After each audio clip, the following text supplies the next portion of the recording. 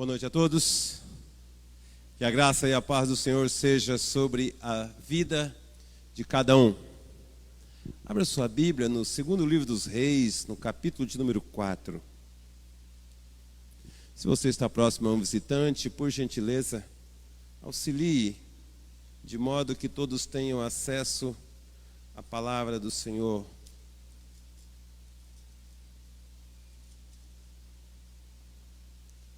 Segundo Reis 4, a partir do verso de número 18 até o verso 37.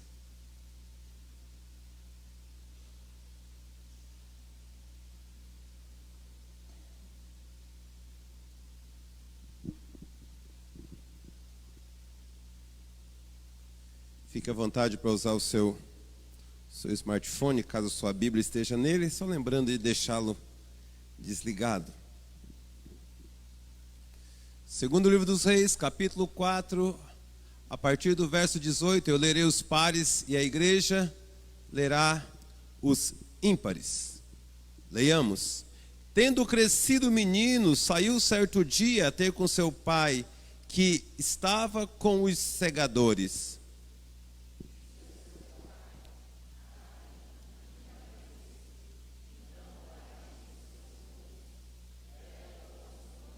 Ele o tomou e o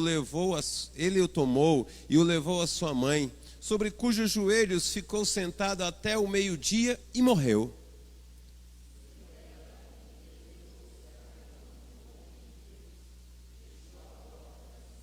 Chamou a seu marido e lhe disse: manda-me um dos teus moços e uma das jumentas, para que eu corra ao homem de Deus e volte.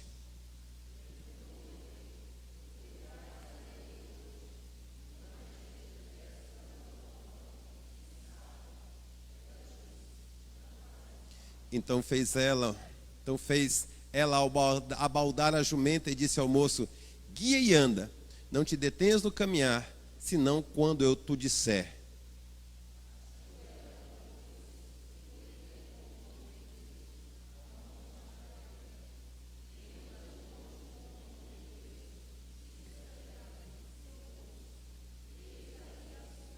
Corre ao seu encontro e diz-lhe: vai tudo bem contigo, com teu marido, com o menino?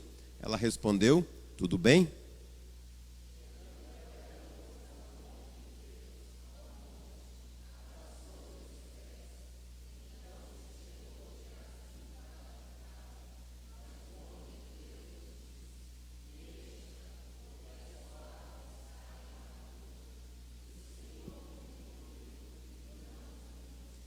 Disse ela: pediu eu a meu senhor algum filho? Não disse eu: não me enganes?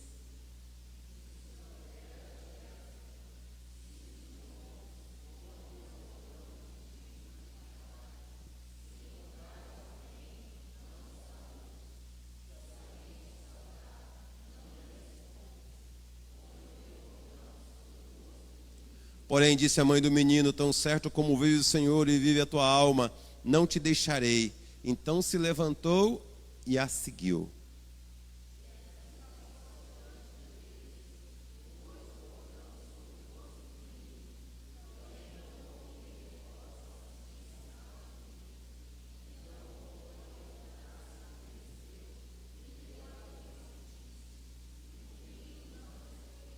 Tendo o profeta chegado à casa, eis que o menino estava morto sobre a cama.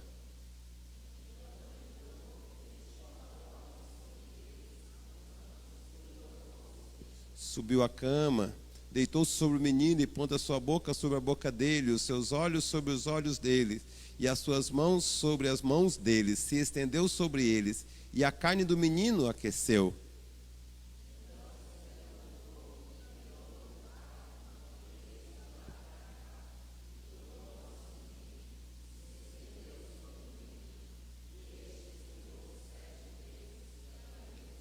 Então chamou Geazi e disse: chama a sunamita. Ele a chamou, e apresentando-se ela ao profeta, este lhe disse: toma o teu filho.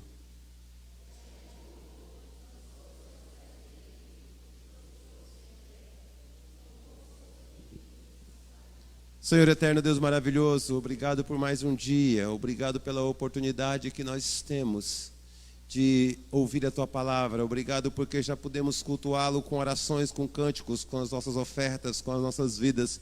E agora convém que o Senhor fale aos nossos corações. Pedimos, ó Deus, que o Senhor nos abençoe. Pedimos, ó Deus, que o Senhor nos edifique. Pedimos, ó Deus, que o Senhor nos exorte, que o Senhor nos console. Pedimos, ó Deus, que a única voz que chega aos nossos corações seja a tua santa e maravilhosa voz. Convém, Pai, que não só diminua, mas que o desapareça, para que a única voz e a única percepção que a tua igreja possa receber nessa noite seja a voz que vem do seu trono de graça. Oramos, agradecidos e te engrandecendo, no nome santo e maravilhoso do Senhor Jesus, Senhor nosso. Amém. Quando as pessoas saíram para trabalhar no dia 11 de setembro de 2001, nem a mais cética delas imaginaria o que haveria de acontecer naquele dia fatal. Aquele dia fatal, talvez, e é provável que muitos que estão aqui nem eram nascidos ainda. Mas naquele dia, 2 aviões foram lançados contra as torres gêmeas, chamadas de World Trade Center, em Nova York, matando 2.996 pessoas, incluindo os 19 terroristas. Mas não foram esses os únicos aviões que caíram naqueles dias. Próximo ao Pentágono, cai mais um avião, com todos os seus passageiros e os terroristas dentro dele. Eu uso essa tragédia sem me esquecer das coisas que acontecem todos os dias, das tragédias cotidianas, sejam elas naturais, emocionais, morais ou sociais. E nós poderíamos gastar horas aqui relatando sobre tragédias que vivemos ou ouvimos falar. No início do culto, orou-se por uma pessoa que provavelmente não esperava uma enfermidade dessa magnitude e ela foi acometida por essa enfermidade. Bom, mas não é esse o nosso intuito. E também o tempo não nos permite nessa noite.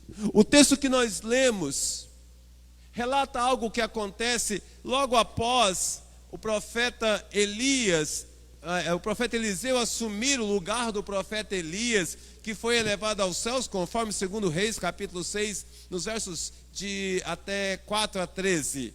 E que deixa para seu moço Eliseu a sua capa.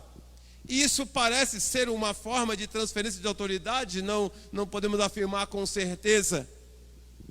Após pegar um manto, uma série de milagres aconteceu. Você pode verificar isso no texto, e você vê uma série de milagres acontecendo logo de imediato. Ele bate com o manto na água e a água se separa, então Eliseu passa. Depois ele vai multiplicar o azeite e uma série de outras coisas.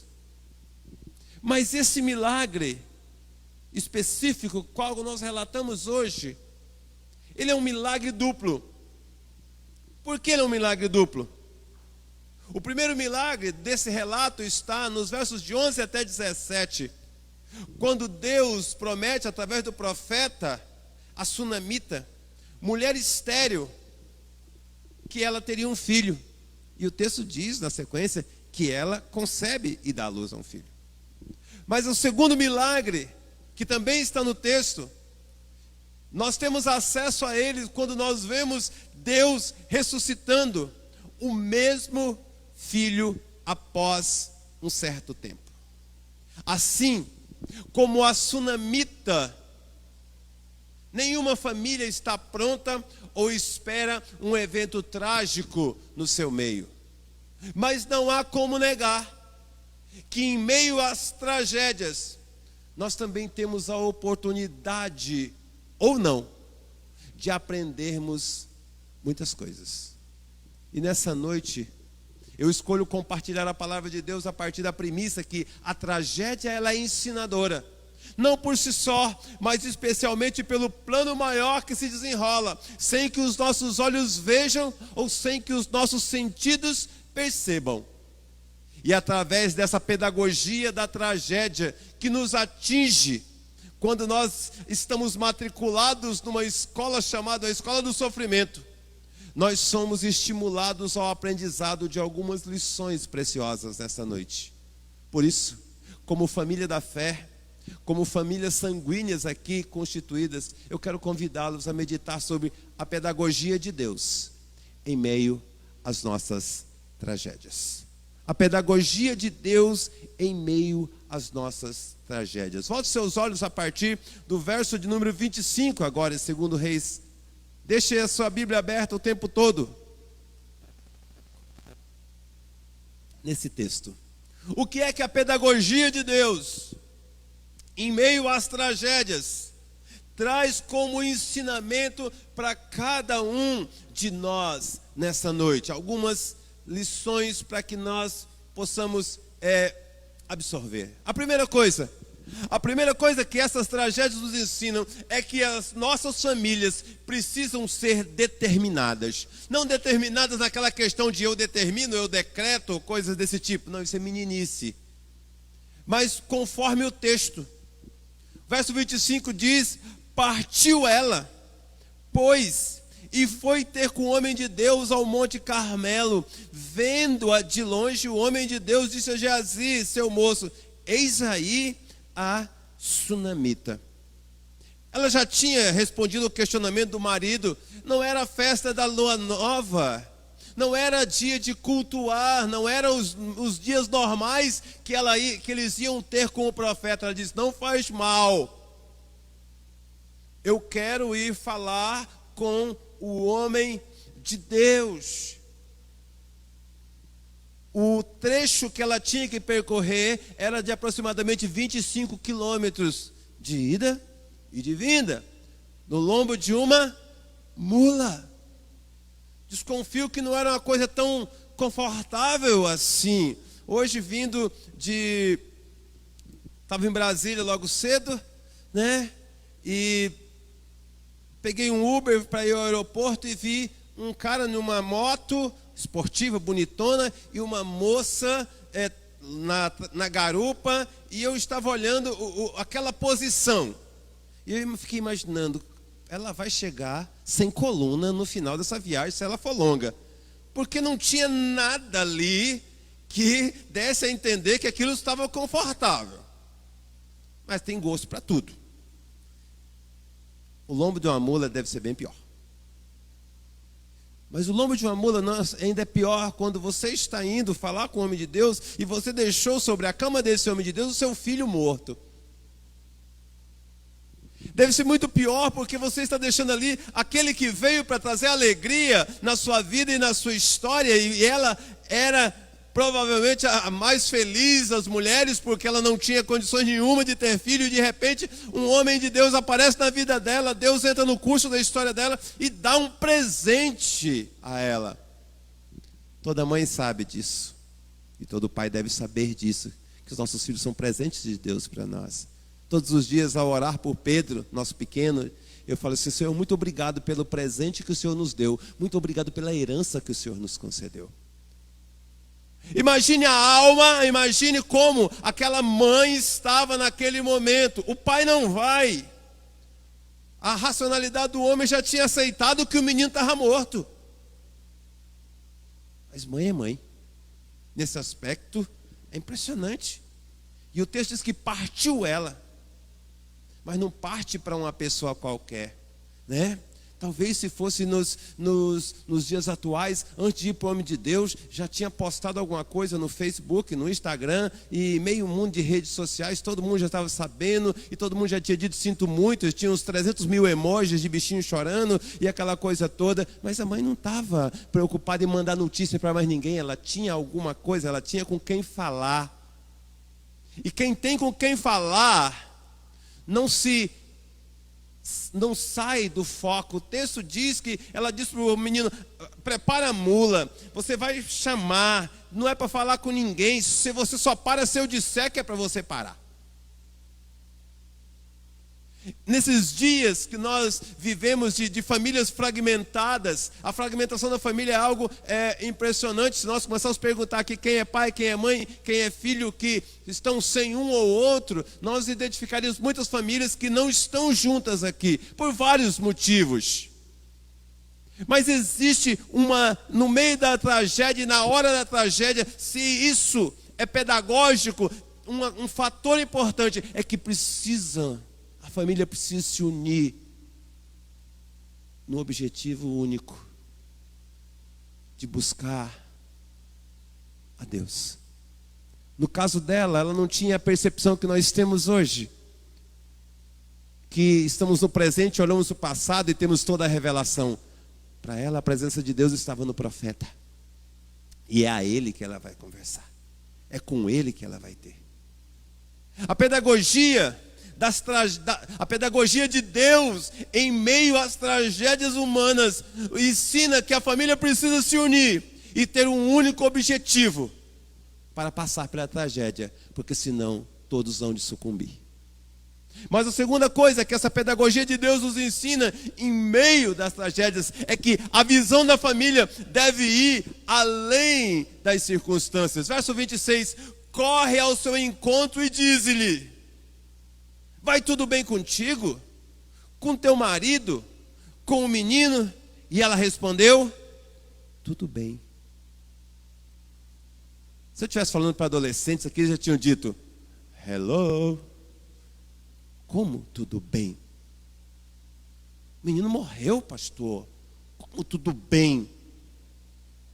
Ela está tão variada assim da mente que ela está dizendo que está tudo bem. Ela aceitara porventura a morte do seu filho? Obviamente que não. Mas ela responde que está tudo bem, porque ela encontra e entende que no profeta ela há de encontrar uma resposta, como nós veremos logo mais à frente. Ela responde que está tudo bem, porque aquela mulher recebera por anos aquele profeta na sua casa. Ela construíram um quarto para o profeta, de tanto que ela amava o homem de Deus junto com seu marido e com seu filho. O profeta vira o seu filho crescer, porque ele não parou de passar por aquela estrada e se dirigir para levar a palavra de Deus onde ele era mandado. Está tudo bem porque eu sei com quem eu vou falar. Está tudo bem porque eu sei quem ele representa. Está tudo bem porque eu sei que eu não estou aqui para decretar nada, mas eu sei que Deus há de falar comigo. Está tudo bem, porque na presença de Deus há plenitude e alegria. Está tudo bem, porque eu sei que o meu Redentor vive. Está tudo bem, porque o Deus que eu vi agir na vida desse profeta fez tantas outras coisas que é possível que ele também possa fazer isso. São elucubrações, mas ela diz tudo bem, porque ela enxergava.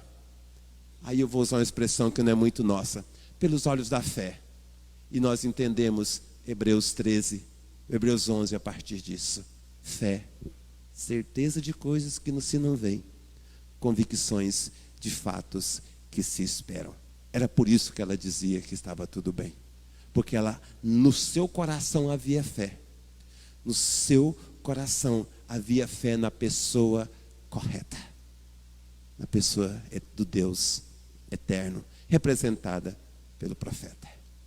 Mas a pedagogia de Deus em meio às tragédias nos ensina mais alguma coisa. Nos ensina que o quebrantamento é necessário aos membros da família. Verso de número 27 e verso de número 28. O texto vai nos dizer: chegando ela, pois, ao homem de Deus. Lembre-se, ela responde ao menino do profeta, ao moço do profeta: está tudo bem. Mas o texto diz: chegando ela, pois, ao homem de Deus, ao monte, abraçou-lhes os pés. Então se chegou Geazi para arrancá-la, mas o homem de Deus lhe disse: deixa, porque a sua alma está em amargura. E o Senhor mo encobriu e não mo manifestou. Disse ela: pedi eu ao meu Senhor algum filho? Não disse eu: não me enganes. Aqui nós vemos toda a dor da alma daquela mãe. Quem não era profeta, ela diz: está tudo bem. Mas ao homem de Deus, o texto diz que ela se lança aos pés, ela abraça aos pés, e ela fala assim: eu não pedi um filho. O Senhor passou na minha casa. Quando você lê o texto nos versos anteriores, Você vê que o profeta um dia estava na casa dela, sobe para o quarto que ela havia feito para ele dormir, e diz assim para Geazi: Geazi, essa mulher nos trata tão bem, Geazi, ela era uma mulher rica. Geazi, essa mulher não precisava nos tratar bem, mas ela nos trata bem, chame ela aqui. E quando ela chama, ele pergunta: minha senhora, existe alguma coisa que eu possa fazer pela senhora? Existe alguma coisa que eu possa falar a seu respeito pelo rei, ao rei? Ela diz: não. Mas Geazi percebe que o homem era velho e não tinham filhos. E ele diz isso ao profeta. E o profeta diz para ela: quero dizer para você que mesmo sem você me pedir, você vai ser mãe. É por isso que ela diz isso. Eu não pedi filhos. Eu estava muito bem. Eu não tinha expectativas. Eu já tinha aceitado que o meu marido não me daria um filho. Eu já tinha aceitado que eu não seria mãe. Mas o Senhor me deu a alegria. Eu não te disse: não me enganes, não me ludibrie. Mas tudo isso é de uma forma respeitosa. Tudo isso é de uma forma muito quebrantada.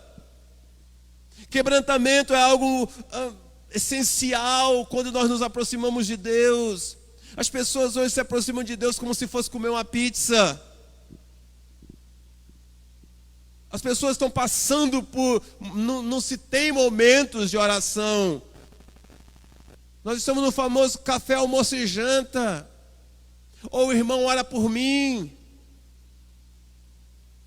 Mas a palavra de Deus vai nos dizer que Deus não rejeita um coração quebrantado. E aquela mulher se dobra. E se existe um lugar que nós podemos nos quebrantar, obviamente é na presença do Senhor. Se existe um lugar que nós podemos nos quebrantar, é com irmãos que amam ao Senhor e que podem nos conduzir para mais perto do Senhor.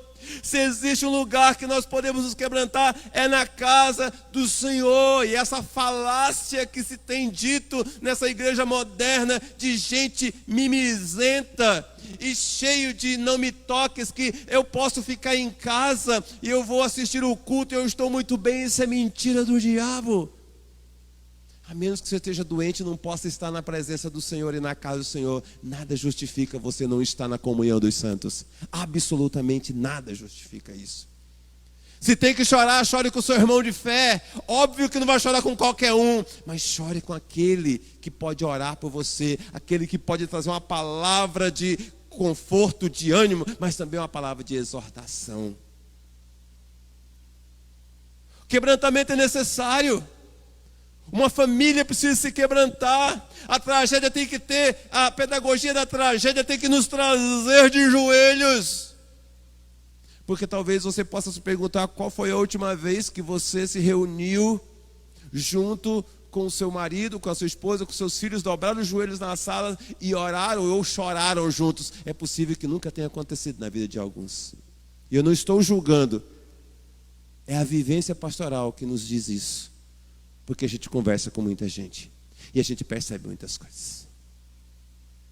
Mas a viúva não, a sunamita não. Ela se joga, ela se lança, ela chora. Glória a Deus que não tinha Facebook naquela época, porque ela só tinha um lugar para ir, que era ir para os pés do Senhor. Mas o texto prossegue. A pedagogia de Deus em meio às tragédias ensina que a família precisa aprender a fazer escolhas certas. Verso de número 29 e o verso de número 30 diz assim: disse o profeta a Geazi: cinge os lombos, toma o meu bordão contigo e vai. Se encontrares alguém, não saúdes, e se alguém te saudar, não lhe respondas. Põe o meu bordão sobre o rosto do menino. Porém disse a mãe do menino: tão certo como vive o Senhor e vive a tua alma, não te deixarei. Então ele se levantou e a seguiu. Eu acho espetacular esse momento, porque o moço do profeta recebe dele o bordão, recebe dele um instrumento de autoridade, e ele diz: vai lá e ora pelo menino, e você vai ver que ele foi depois. Vai lá e ora. Vai lá e ressuscita o menino. A mãe disse: ele não. Quem prometeu o filho não foi ele. Quem esteve na minha casa não foi ele. Quem falou da parte de Deus não foi ele. E aí nós lembramos de Jacó, que no Val de Jaboque, quando o anjo diz: me largue porque o dia já está rompendo. Ele disse: não, largo nada. Eu sei a fonte da bênção. Eu sei onde está e com quem está a bênção. Ela diz mais ou menos a mesma coisa: eu não vou. Tão certo como vive o Senhor, e como tão certo como o Senhor está vivo, eu não vou te deixar. Sabe, eu olho para esse texto e essa pergunta tem que vir ao nosso coração. A família, aqui representada, você como família, você como pai, você como mãe, você como filho. Que escolhas nós temos feito? Quem nós temos escolhido para nos guiar? Quem nós temos escolhido no aspecto de buscar a orientação? Vou usar mais uma expressão que não é nossa. A quem você recorre quando você necessita de um milagre? A Sunamita, ela nos ensina que para ela não havia nenhum outro que pudesse apresentar alguma resposta de Deus para aquela causa dela. Ela ignora Geazi, e depois nós vamos entender até por que ela fez isso num outro momento com Deus. Mas é vital essas escolhas com sabedoria. Cabe a nós, homens, esse papel de guiar. Lamentavelmente, se o seu marido não faz, aí, minha irmã, você tem que assumir isso. E muitas vezes é lamentável quando o pai e a mãe não faz, e um dos filhos ou filhas tem que assumir essa responsabilidade. Mas não é assim que foi deixado para ser. É para a família toda buscar. Ela ali representava até aquele seu marido que já tinha aceitado a morte de alguma maneira. Mas ela representava também a única esperança que ela podia ter, que era buscar o homem de Deus. Escolhas corretas, escolhas acertadas, escolhas precisas, escolhas cirúrgicas. Eu estava vindo para cá, minha esposa meio que bateu o dedo num videozinho desses que o pessoal compartilha em rede social, e a gente ouviu um pedacinho, e a fala do cara girou mais ou menos em torno disso aqui: para de perder tempo, para de dar tempo para quem não contribui, para quem não pode te conduzir. Pare de dar tempo para quem não vai te construir. Pare de dar tempo para quem não tem relevância na sua vida. Eu pego essa fala e digo: pare de dar tempo para coisa periférica. Pare de beber água de cisterna. Vá direto à fonte da água da vida. É isso que a Sunamita compreende. A escolha dela não é por Geazi. A escolha dela não é por um representante, ainda que ele houvesse sido mandado pelo profeta. A escolha dela é por aquele que falava da parte do próprio Deus. A pedagogia de Deus, em meio às tragédias, nos ensina também que tudo visa a glória de Deus. Verso 35. Então se levantou e andou no quarto, uma vez de lá para cá, e tornou a subir e se estendeu sobre o menino. Ele espirrou 7 vezes e abriu os olhos. Então chamou Geazi e disse: chama a Sunamita. Ele a chamou, e apresentando-se ela ao profeta, esse lhe disse: toma o teu filho. Quando você voltar o texto um pouquinho atrás, quando Eliseu estiver acompanhando a Sunamita, você vai ler que Geazi passou à frente, foi até o menino, colocou o bordão do profeta e voltou e disse: o menino não respira. Obviamente, era isso que aconteceria mesmo. Mas o texto é rico, é lindo. Diz que ele sobe para o quarto, que era dele, do profeta. Vai até o menino uma vez, vai até o menino a segunda vez e o menino ressuscita depois. Ele chama a mãe e diz aí, toma o teu filho. E o texto diz que ela se lança aos pés dele. Interessante que quando ela vai buscá-lo do primeiro momento, quando ela está amargurada de alma, ela se lança aos pés do profeta. Não é verdade? No segundo momento, quando o filho está vivo, ela se prostra em terra de novo, diante do mesmo profeta.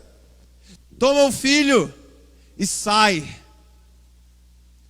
Deve encontrar o marido, deve encontrar todo mundo e deve ter preparado um almoço. Eu não imagino o que ela fez. Mas não é a mesma mulher que encontrou o profeta. Não é a mesma mulher que estava sobre a mula. Não é a mesma mulher que voltou com o profeta. Não é a mesma mulher que ouve da boca de Geazi que o filho dela estava morto. Isso ela já sabia. Mas agora é a mulher que deixa o seu filho aos cuidados do profeta de Deus. E o texto não diz que ela estava no quarto, ela estava fora do quarto, porque ela é mandada, pedido que ela seja chamada para a presença do profeta. Tudo visa a glória de Deus, ela reconhece isso. Como no primeiro momento que ela está amargurada, ela reconhece que só Deus teria a resposta para ela. Num segundo momento agora de profunda alegria, de um êxtase, ela também se dobra na presença do Senhor. Como é fácil se ajoelhar quando tudo vai mal, mas como é difícil se prostrar quando tudo vai bem, quando tudo está resolvido, quando a conta bancária está em ordem, quando as contas estão pagas, quando a saúde está legal, quando a família está bem. Parece que é um veneno que nos inebria, a gente fica meio passado, esquecemos que o Deus que é digno do nosso choro e das nossas lágrimas é o mesmo Deus que é digno do nosso sorriso e da nossa celebração e da nossa festa. Sabe, queridos, tudo visa a glória de Deus.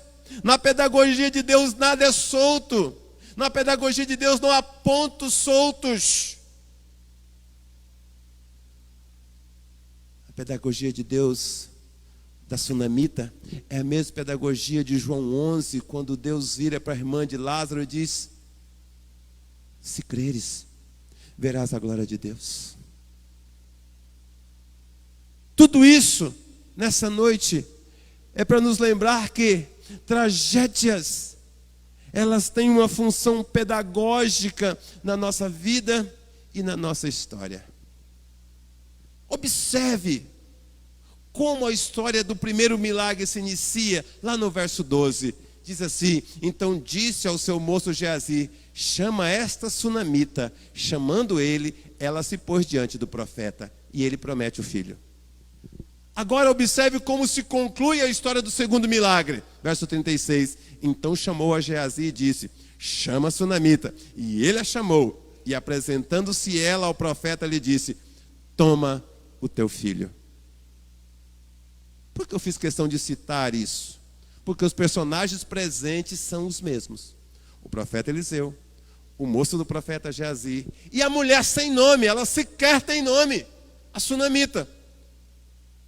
Faço isso para lembrar também que Deus que está acima desses personagens, o regente dessa história, é quem faz que a alegria do nascimento não seja suplantada pela tristeza da morte. Tudo isso aponta, meus irmãos, e é sombra do plano maior que um dia haveria de ser revelado em Jesus, que viria para ser a alegria dos homens, trazendo esperança, mas que depois de um tempo, os homens veriam a sua alegria ser retirada na cruz do Calvário, mas para que logo em seguida ela fosse restaurada por aquele que concedeu a bênção.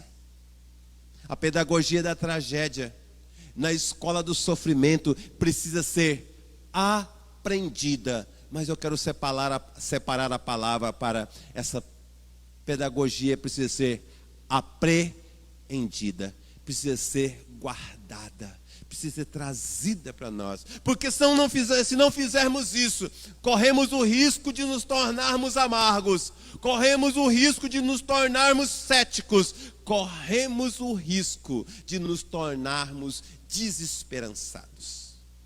Assim como aconteceu em 11 de setembro de 2001. Fato conhecido por todos, seja por ter vivido a época ou porque pode pesquisar aí no YouTube. Também aconteceu uma história de uma ovelha minha chamada Bruna. Menina muito especial. Espoleta. Divertidíssima. Filha amada, aluna excelente. E com certeza uma futura e excelente médica. Que um dia, brincando na rede, famigerada rede, cai e bate a cabeça.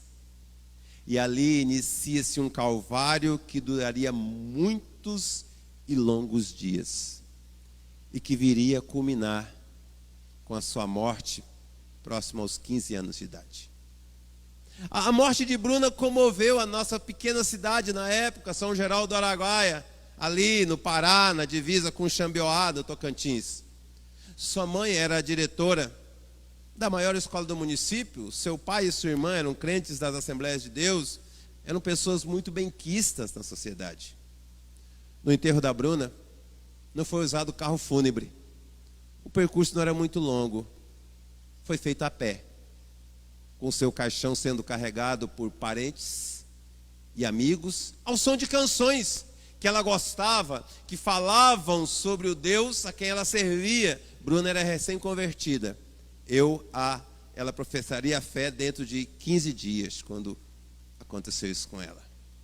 E ao som de música, ela foi sepultada. Mas a pergunta persiste: onde está o milagre?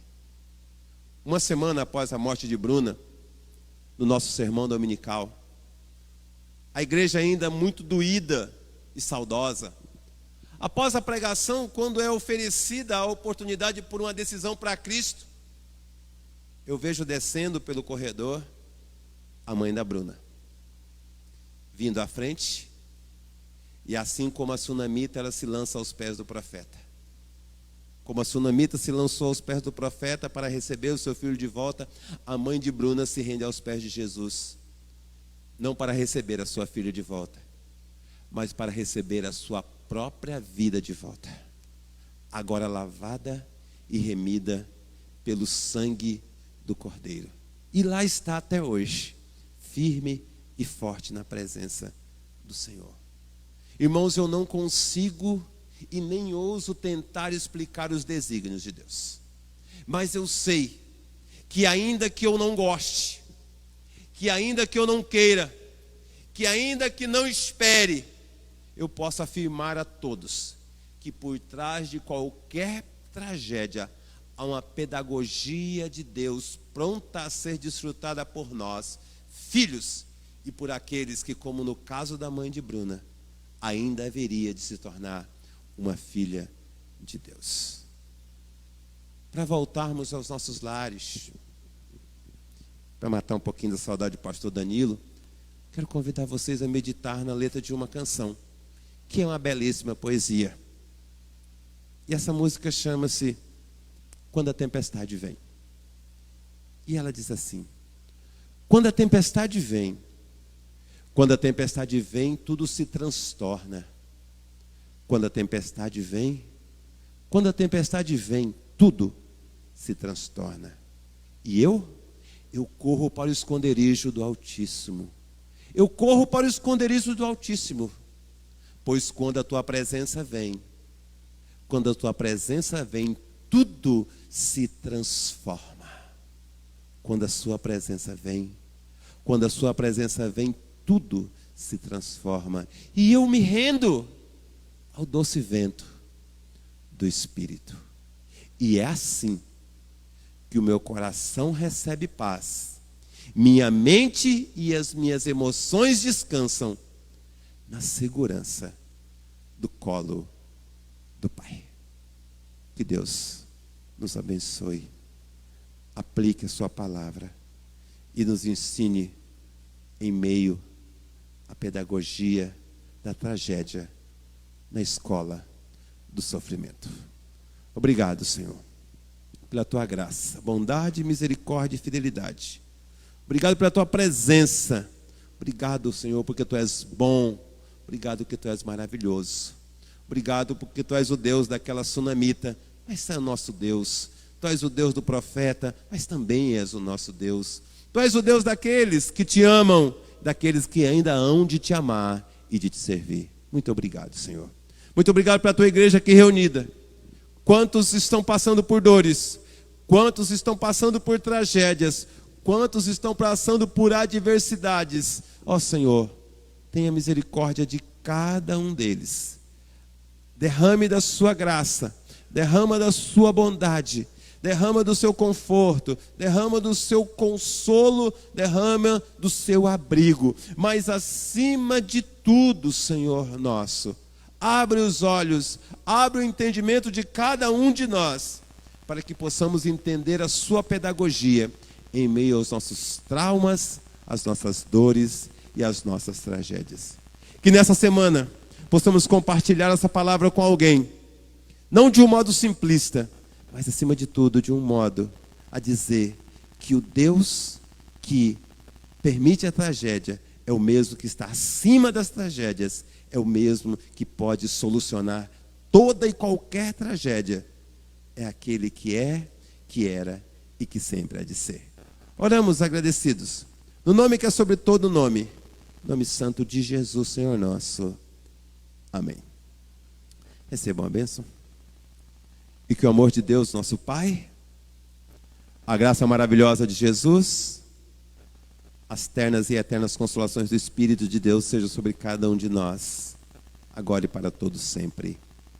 Amém.